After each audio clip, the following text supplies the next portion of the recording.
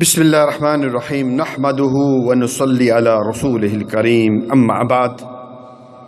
نماز تہجد کی کیا فضیلت ہے؟ بہت سارے سوال کرتے ہیں کہ اس کی کتنی رکعتیں، کب پڑھنی چاہیے، اس کی فضیلت کیا ہے؟ تو پیارے بھائیوں اور بہنوں، نماز تہجد کی عظمت کی بنا پر اللہ سبحانہ و تعالیٰ نے اپنے پیارے حبیب، اپنے پیارے لاڈلے پیغمبر جناب محمد رسول اللہ سب کہیں صلی اللہ علیہ وسلم کو حکم دیا، یا ایھا المزمل قم اللیل الا قلیلا، اے کپڑا اوڑھنے والے رات کا تھوڑا حصہ چھوڑ کر باقی قیام کیجیے، یعنی تہجد پڑھیے۔ اسی طرح آپ صلی اللہ علیہ وسلم رات کے قیام یعنی تہجد کا اتنا اہتمام فرماتے تھے کہ آپ کے پاؤں مبارک پر ورم آ جاتا، سوج جاتے۔ حضرت عائشہ رضی اللہ تعالی عنہ فرماتی ہیں کہ اے اللہ کے رسول صلی اللہ علیہ وسلم، اللہ تعالیٰ نے تو آپ کی اگلی پچھلی تمام خطائیں، تمام رشتے معاف فرما دی ہیں، آپ اتنی محنت کیوں کرتے ہیں؟ تو آپ صلی اللہ علیہ وسلم نے کیا فرمایا؟ افلا اکون عبدا شکورا، کہ پھر میں اللہ تعالیٰ کا شکر گزار بندہ نہ بنوں؟ اگر اللہ تعالیٰ نے اتنی جو ہے وہ انعام مجھے دیا ہے، اور بھائیو ہمیں بھی اللہ تعالیٰ کا ہر وقت شکر ادا کرنا چاہیے۔ بخاری حدیث نمبر 4837، مسلم حدیث نمبر 2820۔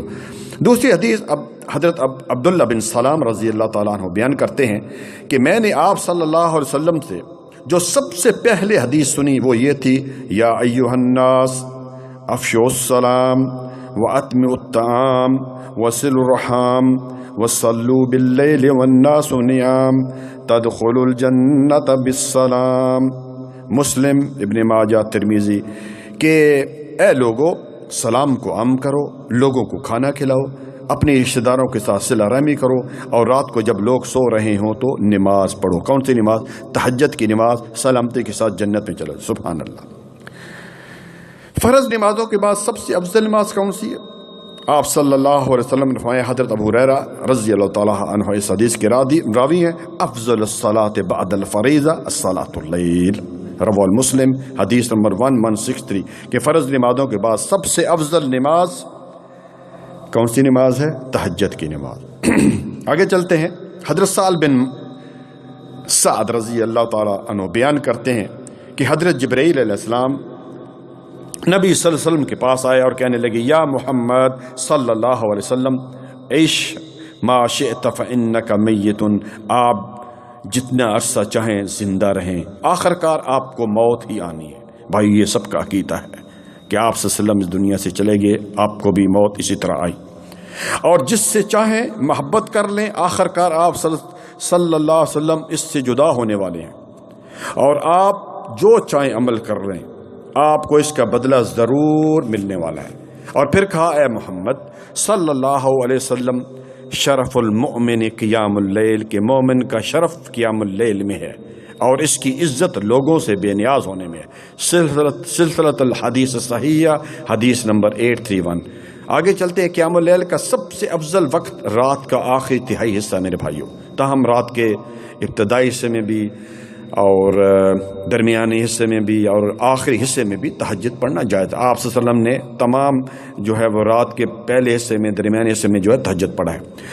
حضرت عبداللہ بن عمر بن عاص رضی اللہ تعالیٰ عنہ اس حدیث کے راوی ہیں، رسول اللہ صلی اللہ علیہ وسلم نے فرمایا، احب الصلاۃ الی اللہ صلاۃ داؤد علیہ السلام، کہ اللہ تعالیٰ کو سب سے محبوب نماز حضرت داؤد علیہ السلام کی نماز ہے۔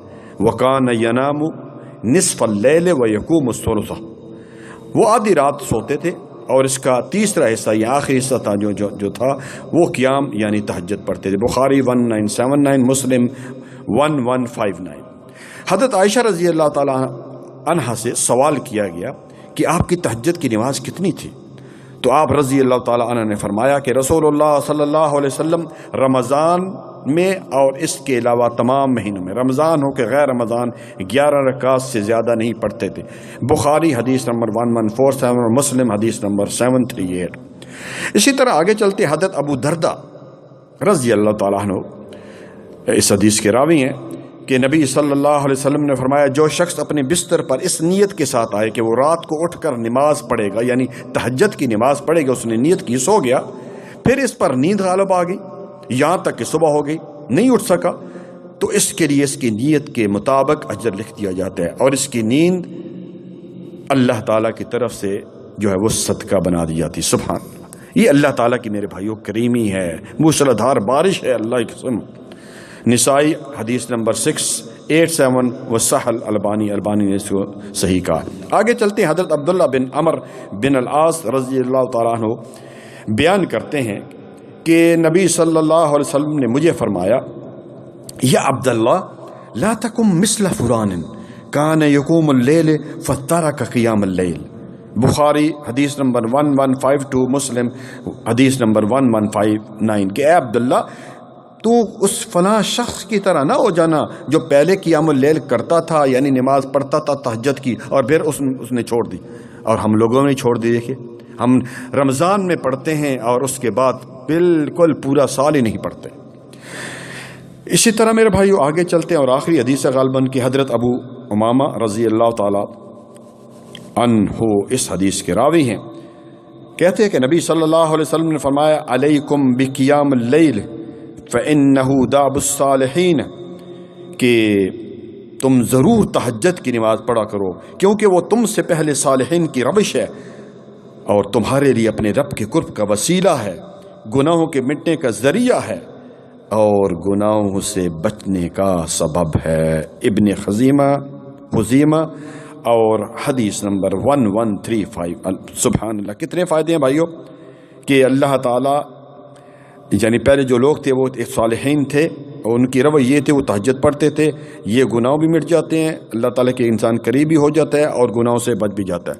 اللہ تعالیٰ ہمیں زیادہ سے زیادہ تہجد کی نماز پڑھنے کی توفیق عطا فرمائے۔ ربنا تقبل منا انک انت السمیع العلیم وتب علینا انک انت التواب الرحیم۔ سبحان ربک رب العزۃ عما یصفون، سلام علی المرسلین والحمد للہ رب العالمین، وجزاکم اللہ۔